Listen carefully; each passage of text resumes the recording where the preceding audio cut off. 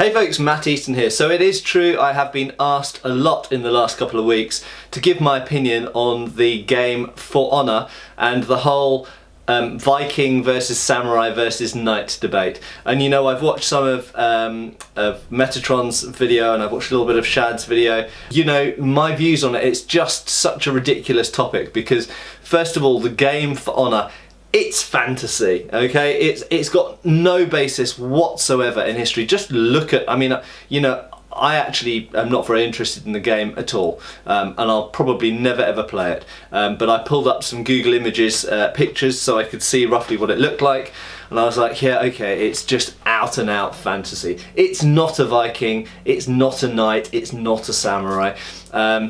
If we were talking about this historically, it gets a little bit more interesting, and that's what, you know, my good man Metatron attempted to do, I think, more so. And you know, the Viking, for example, did Vikings, I realised this comes from, is it Matt Patz? I don't know, I don't watch his channel, but this all comes from his original video talking about the contrast between samurais and knights and Vikings, and it's a lot of what he said was just complete rubbish. I watched a little bit of that video and I just turned it off. I've got better things to do with my time, but like making videos for you guys. But the yeah, the Viking. Okay, so what period are we going to pick this in? Well, first of all, knight and Viking, you've got to realise these are things that almost didn't really overlap. What is a knight? Well, a knight is a mounted, and that's, I'm going to come back to that point in a minute, is a mounted noble, actually, or gentleman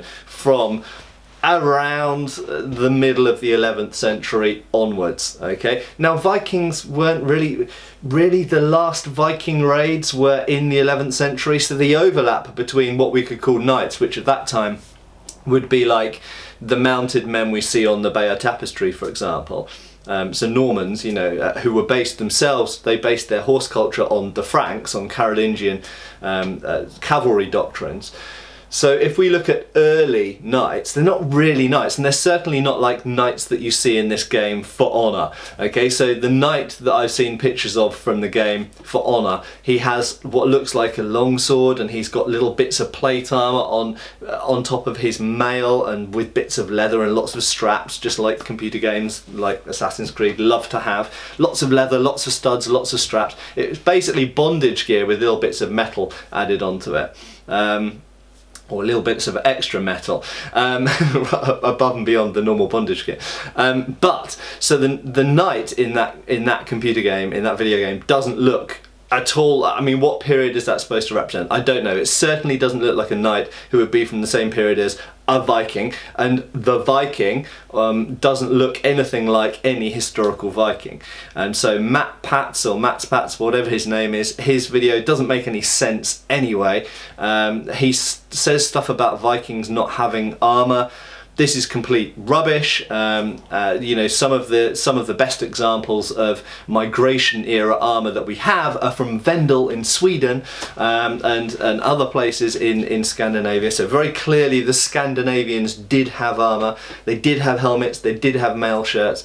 And you know, if we're looking at a knight of the same period of the, well, let's say the 11th century, so the period where there's this small overlap between Vikings and knights, they're wearing very similar armor. Okay, so you know, the Normans. Okay, if we use the Bayeux Tapestry example, the Normans, the Northmen, they were descended from, or at least the nobility, the ruling class, were descended from the Danes and the Norwegians who settled in what became known later as Normandy in northern France, in northeast France.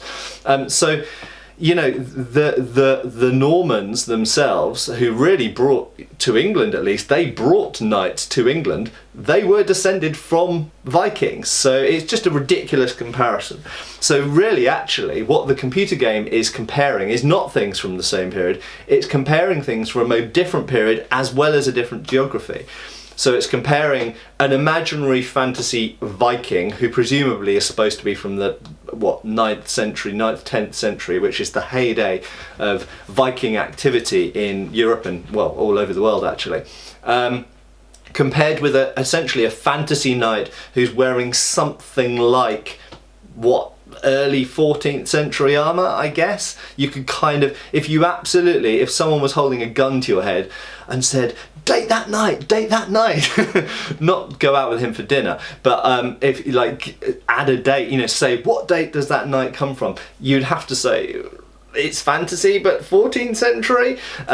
You know, he's got bits of plate, so you're into the 14th century as soon as you know, maybe the end of the 13th century, but realistically really visible plate rather than just a coat of plates, then you're talking about the 14th century. So it's probably a kind of, I would say, supposed to be like a fantasy version of an early 14th century knight. And then the samurai. What does the samurai? I'm not like, unlike Raf on Metatron channel, I'm not qualified enough to precisely date Japanese armour, but I think it's supposed to be like 16th century feudal Japanese armour. So essentially we've got a fantasy 9th century Viking, a fantasy 14th century knight, and a fantasy 16th century samurai fighting each other. Now, so it's ridiculous. The whole question is ridiculous, and you know, clearly they had different levels of technology, different types of armour that were intended for different purposes. And as I mentioned, I would come back to this point, the massive elephant in the room is the entire definition of a knight, at least in the early period, is someone who rides a horse, okay? So why is he fighting on foot? It's just, you know, and the Vikings, they did ride horses sometimes, but they seem to have, or ponies probably more likely in most of Europe, but they did, just when they landed, they arrived on ships, travelled on ships, and when they arrived somewhere, they just stole the horses or ponies that were available. This is mentioned a lot in the Anglo-Saxon Chronicle, for example. Often when they land in Kent, it says they steal all the horses, which probably means what we would call ponies at that time, because the Normans hadn't brought big horses into Britain yet. They steal all the horses and then they rampage around and then they quickly run away again. Okay, so they avoided conflict a lot. So it's completely, you know, it's the knight is supposed to be mounted on a horse. The samurai, you know, could be on horse, could be on foot. The knight, admittedly, could be on horse, could be on foot. But it's a ridiculous comparison.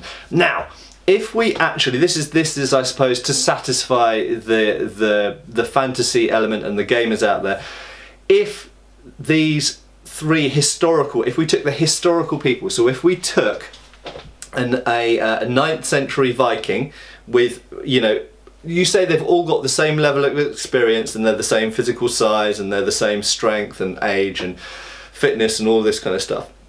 If we take a 9th century Danish Viking, okay, if we take a 14th century French knight, okay, and if we take a 16th century Japanese samurai of equal, relative to their cultures, equal experience and skill and age and fitness and all of this kind of thing, and we make them fight in an arena, who would have the upper hand?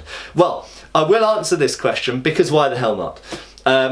I personally think that the 14th century European knight will have the advantage. Why? Well, first of all, the Viking doesn't stand a freaking chance, okay? He's way less armoured than the 14th century knight or the 16th century samurai are.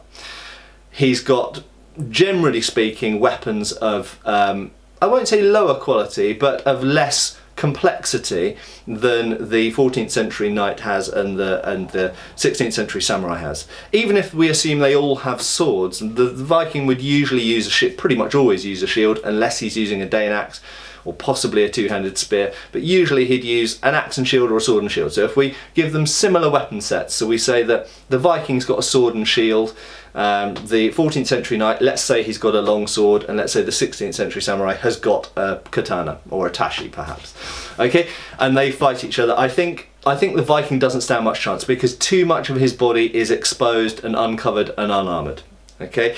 In terms of the knight versus the samurai, they're actually very similar, okay.